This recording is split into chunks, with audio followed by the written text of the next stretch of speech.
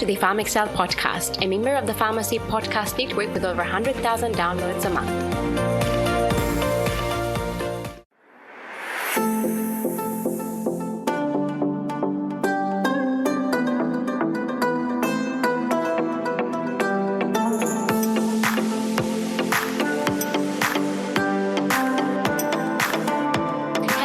Days. I'm Katrina, your host and a fellow pharmacist. And on this show, I want to help you unlock your potential and flourish as a pharmacist. We cover everything in pharmacy, from ways to own your career to self-care, to insights in digital health, pharmacogenomics, and beyond. So PharmDs, stay tuned, because your journey to be inspired to own and excel in your pharmacy career starts here now.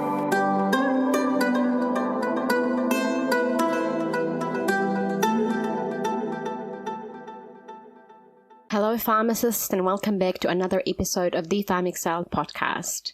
I hope you found the last two episodes about my career journey a little bit inspiring and also a motivation for you that if you're facing a particular challenge or hurdle in your career, to know that we all have challenges and hurdles and you can absolutely overcome them if you set your mind to it. In the last season, on purpose, we set the foundation of your thinking about your career. We talked about your why and your purpose and your direction, not just in your career, but in your entire life. We talked in a lot of depth about your identity beyond a pharmacist, and it is imperative that you have a life and purpose beyond your career, because that is when you excel in your career, when you have a bigger vision for your life, and your career is only a component of that. The problem I see a lot of pharmacists make is they put their career as the be-all and end-all, and their life revolves around their career rather than the other way around. I have to admit I was guilty of that, and it was a wake-up call for me, and it was the time that I changed that narrative around, that I started to find hobbies and side gigs and so on, like writing and podcasting and things like that outside my career, that I really started to find a way to fit in and find a way to combine my hobbies with my career, to lift other pharmacists up and also to provide the best patient care I possibly can. We also talked about not relying on external validation to feel fulfilled. The reason I'm covering all of these again is because they're fundamental to how you set your career strategy. Now you hopefully have an idea of what your why or your purpose is. And in this season, or these coming couple of episodes, I want to talk specifically about the how. How do you build an excelling career? And look, frankly, I don't really have the perfect answer. For the first 10 years, as I talked about in a lot of depth in the first two episodes of this season, I've been kind of winging it. But in the last 3 years, I've finally figured things out and made a pivot. So just assume I'm sharing with you my how based on the last 3 years of building my career. Let's just say that when I graduated, I was on cruise mode. I didn't know where I was going, and I had no idea what my final destination was. I did not have a goal. I did not have a strategy. I did not have anything figured out.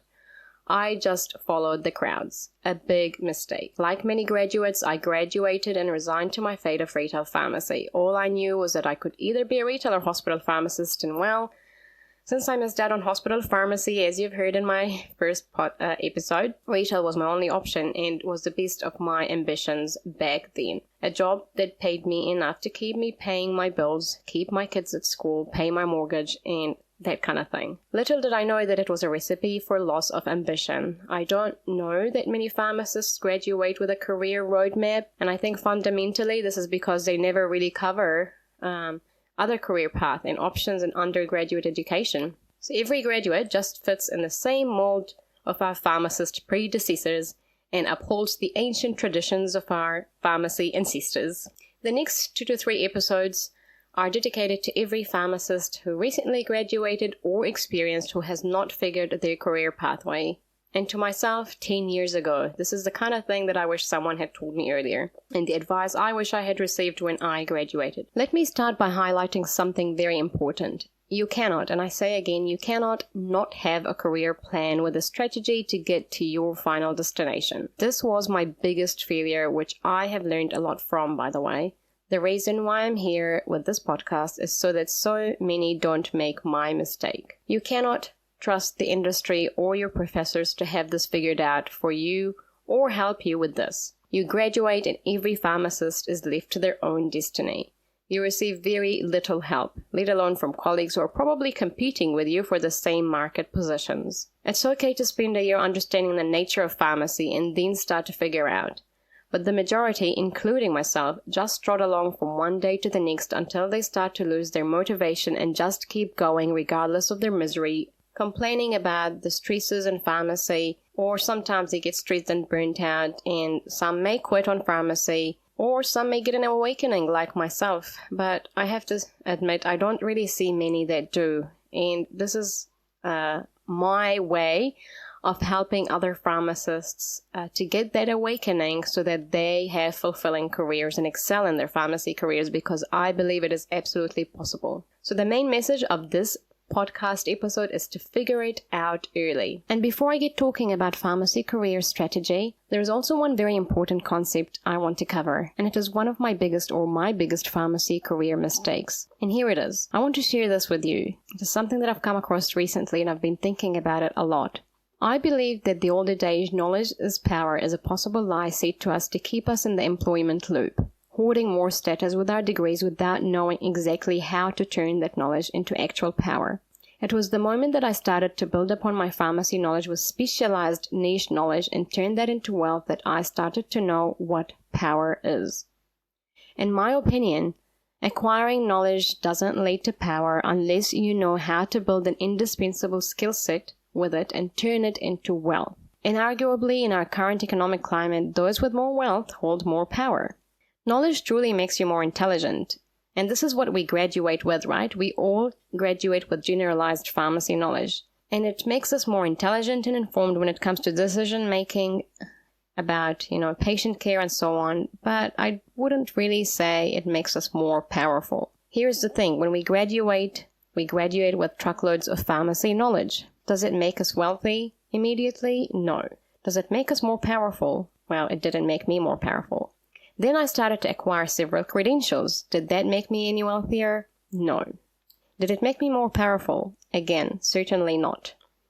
I felt much smarter for sure, but certainly not more powerful. I felt more empowered and competent to help my patients, but I can't say I felt any wealthier or more powerful. You get the point. So what's the missing link then? I know we want to map a good career strategy. I know we want to fulfill our aspirations. But I don't think that truly happens to the core with just generalized pharmacy knowledge. Especially when we go hunting down credentials for the sake of credentials, just because they're trending and so on. Or it may be something that we are momentarily interested in. They have to align with our purpose. And I talked about this a lot in my episode about credentials not being everything, and they have to align with your bigger purpose and pathway for your career. Let me tell you this, and I couldn't say it any better than Napoleon Hill, author of Think and Grow Rich. The missing link in all systems of education may be found in the failure of educational institutions to teach their students how to organize and use knowledge after they acquire it. Most of the professors have but little money. They specialize in teaching the knowledge, but they do not specialize in the organization or the use of that knowledge. And it is organization and use of that knowledge that I have used in the past 2 years to build my career, and it is the key to building wealth, power, and a fulfilling career, especially when it aligns with your bigger purpose. Let me ask you this. How many wealthy professors or lecturers have you met in your lifetime? They might have a comfortable lifestyle, but I don't think they're either rich or wealthy. Well, not the ones that I've met anyway. On the other hand, how many wealthy individuals have you heard of who don't even have a college degree? From Henry Ford to Bill Gates to Richard Branson, I could fill the page with their names. Yeah, I know what you're thinking. These are all one-of-a-kind industry giants. But this is the exact mindset that leads you to not being on your path to building wealth. Because you think it's impossible. You think what's possible for these people is not possible for you. If you read some of their biographies or any biography for a wealthy figure, you'll see how what's possible for them is entirely possible for any of us. In fact, some of them have been far less privileged in their lives than you and I, with not even access to education for a start, and so they rose out of the ashes, literally. The more I think about it, the more it bewilders me. I'm not really revolting against our educational systems, but I honestly very much doubt they set us up to be rich and create wealth and be truly fulfilled in our careers. They just don't teach us these things at university. They just give us generalized knowledge. They set us up to acquire degrees to get trapped in the professional rat race. And if you're lucky enough, it may be something that you enjoy doing for the rest of your life, although I have seen a lot of pharmacists jump a lot of career hoops. So I don't think this applies to the majority. Wealth and a fulfilling career is possible for anyone who turns their faithful desire into an actionable plan. My secret recipe is one that I discussed in the last episode. It is about imagination and ideas. And when you combine that with specialized knowledge that aligns with your purpose, you have the key to wealth. For 2 years, for example, I wrote online. I wrote articles, I wrote in every possible outlet I could get my hands on, and wrote until I got so good at it that people reached out to hire me. And that was the beginning of my route to writing, and I talked about that in my journey in pharmacy in the last couple of episodes, or the 2 episodes before the last episode. I read about how to do it, then I applied everything I learned. I absorbed everything I could get my hands on like a sponge. Honestly, if I could eat books, I would have. The point I'm trying to make out of all this that aligns with your career strategy is that you need specialized knowledge that aligns with your purpose. And if you have that, then that's great. Now figure out how to turn that into money, into wealth. Because it is true that we don't need money to make us happy, as I said, but it does make life a lot better and can contribute to fulfillment as well, especially when it is purpose-driven. So here are the 4 things I did, and I'm going to repeat them again because they align with the last episode on imagination and visualization of your career. Number 1, I built specialized knowledge in writing. Number 2, I imagined ways by which I could turn that knowledge into money. Number 3, I developed a plan to turn imagination into action. And number 4, I actioned that plan. So the recipe is specialized knowledge plus ideas or imagination plus a plan plus taking action equals money, power, fulfillment in your career. Now let me tell you where most people fail. They achieve step 1, which is building the specialized knowledge through credentials and so on, and they go work for someone who benefits from their specialized knowledge. Or they get to step 3, which is developing a plan to turn their imagination and ideas into action, but then life's chaos gets in the way, takes over, and then they ultimately quit. I know because I've been there. Knowledge is powerful when it is organized and put into use for a definite purpose through practical plans and application to some worthy end. I have used these 4 steps in a myriad of ways, and I've used them to build my own private consulting practice, which I launched 7 months ago. And I'm using them to build my upcoming program, which is empowering pharmacists to build their careers. And I talked about that in the ad, and I'll put a link to that in the episode notes so that you can join the waiting list if you're interested. I'm combining my specialized knowledge in areas of pharmacy I'm passionate about with my imagination to develop a sustainable model that generates revenue and serves my patients, and I'm working on an innovative way to transfer this knowledge to pharmacists who want to build fulfilling careers too. The point is, specialized knowledge aligned with your purpose and passion is the key to being a cut above the rest, and it is the key to making you more fulfilled. We graduate as generalist pharmacists. I think it is important that you develop your knowledge in a niche because it sets you apart. As long as it aligns with your end goal, of course, and not just another certification that is trending. When it aligns with your end goal and your bigger purpose for your career and your life, you'll easily find ways to turn it to money because you'll be more driven about the outcome and you'll be passionate about it. So if you ask me what my biggest career mistake is, like I alluded to earlier, and in case it wasn't obvious enough, my biggest career mistake is that I graduated with the understanding that I am powerful with all this knowledge around my belt, but I truly wasn't. I graduated and stuck my head down and counted pills like 80 to 90% of pharmacists out there with little knowledge of what awaited me. I graduated thinking that the knowledge I acquired in my undergraduate degree was the be-all and end-all to get me to where I want and was my ultimate career goal. It was my ultimate destination. But it wasn't. It was only the beginning, and I needed to build upon that knowledge with specialized knowledge that aligns with my purpose and my passions. And this is how I turn that into money or wealth. And that brings me some fulfillment, not all of it, but a good amount that makes me comfortable in my life. Don't go away. I'll be back right after the break. Hey pharmacists, I'm interrupting this podcast to bring you some phenomenal news. I'm working on something super exciting to elevate your pharmacy career. Head over to www.katrinaazer.com to find out more and join the waitlist if you're interested. Before I get or dive into the depth of working out or mapping your career strategy, I want to cover some basics first in this episode. Firstly, you need to ask yourself these vital questions. Where are you going? Do you have a destination, or are you just in cruise mode like me? Just, navigating life haphazardly, navigating your career randomly, just breezing through it. You might be happy, you may not, but it is important that you have a final destination.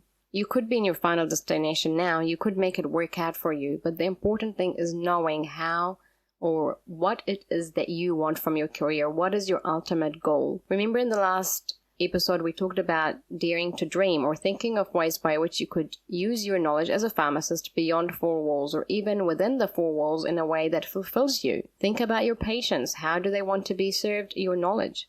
Where do they need help, and how could you meet their needs while creating a sustainable revenue model for yourself that allows you to thrive? Just think with no limits. Think outside the box. And on this very note, I want to actually read you out a chapter from a book called Think and Grow Rich. This book has been instrumental in shaping my career and helping me fulfill my plans, or my bigger plans for my career. I'm sorry this is going to sound like an audiobook, but I think this is important to the concept that I'm going to discuss in this podcast. So listen up. This chapter is called Organized Planning. The particular chapter title is How to Get the Exact Position You Desire. Step number 1, decide exactly what kind of a job you want. If the job doesn't already exist, perhaps you can create it.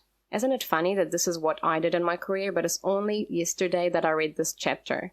Second, choose the company or individual for whom you wish to work. I would also add, you could also work for yourself. You don't actually have to choose a company or individual, although if you wanted to build a bigger vision, it's good to practice working for a company, like when I started working in the telepharmacy space. Third, study your prospective employer as to policies, personnel, and chances of advancement. Fourth, by analysis of yourself, your talents and capabilities, figure what you can offer and plan ways and means of giving advantages, services, developments, ideas that you believe you can successfully deliver. And this is exactly what I did when I approached that CEO to get my telepharmacy or virtual pharmacist role. I went in and told them what I have to offer to help them and their team to advance patient care. Fifth, forget about a job. Forget whether or not there is an opening. Forget the usual routine of, have you got a job for me? Concentrate on what you can give.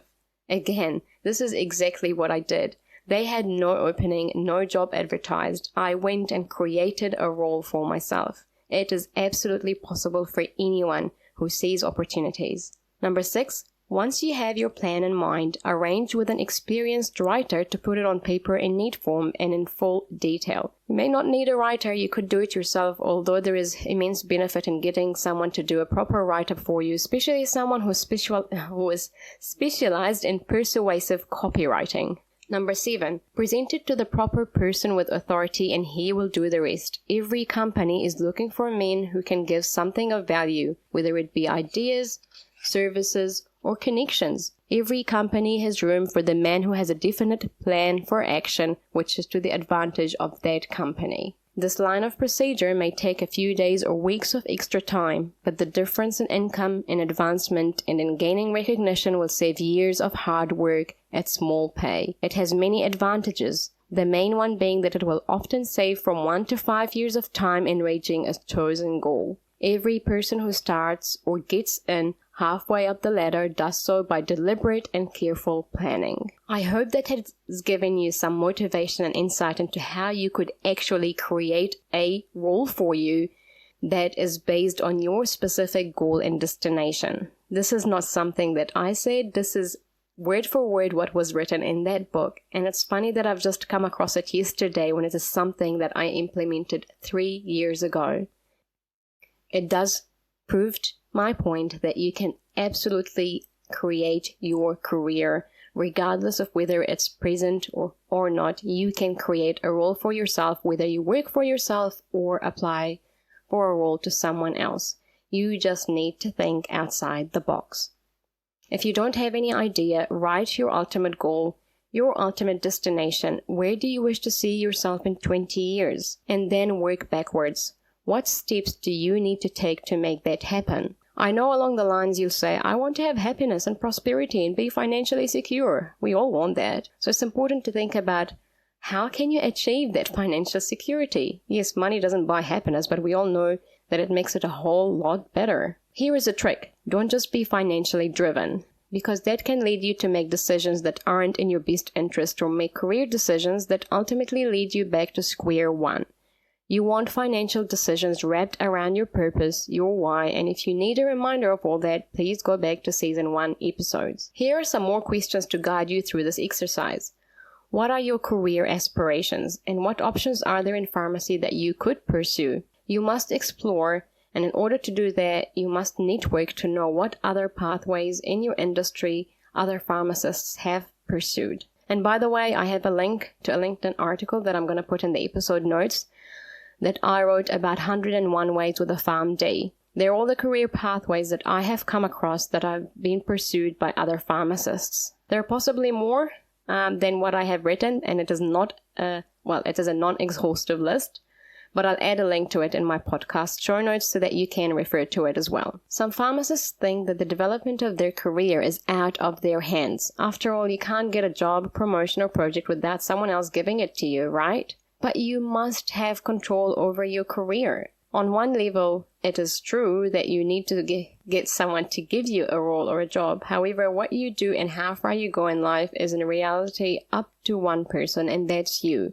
Great careers don't just happen. I'll say it again. Great careers don't just happen. If you want a career that excites and challenges you, you need to plan for it. You can get it if it's there, you can apply for it, and you can create it through a strategy.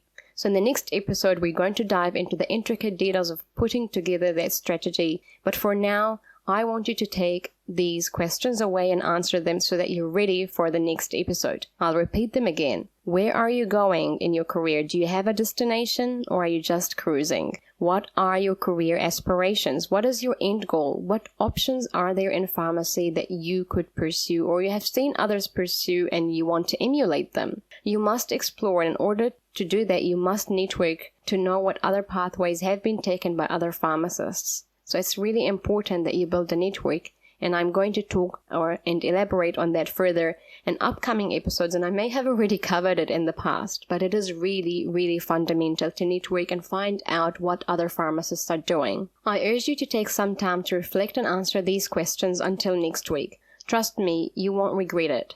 Get a pen and a paper and scribble down your thoughts. It's okay that you don't have clarity, and you won't have clarity now. That comes later. As I said in the last episode, put your ideas down. Your brain will think about them if you give it space to. Give yourself time to just sit in silence and contemplate. It is time well invested. Trust me. Thank you for listening to this episode of the PharmXcel podcast, and I can't wait to dive into the depth of mapping a career strategy next episode. I know I have spent a lot of time talking what needs to be done before putting together a career strategy, but I assure you next episode we're going to dive into the depth of it. And look out for the next episode. You've been listening to the PharmXcel podcast. If you haven't yet, subscribe, rate, and give us a review of this podcast. Feel free to send us your questions and comments to discuss on the show. And join me next week for another amazing conversation. Thank you for listening.